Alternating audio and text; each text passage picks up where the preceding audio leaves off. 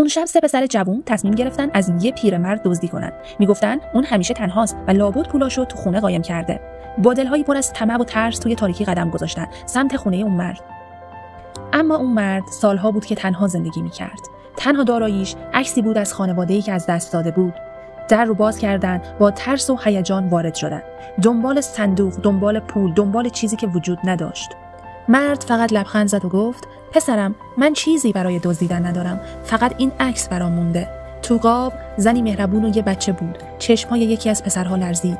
اون یاد پدر خودش افتاد که ماها بود ندیده بوددش. هیچ کدوم دیگه حرفی نزدن. انگار اون خونه آینه‌ای بود که روحشون رو نشون میداد.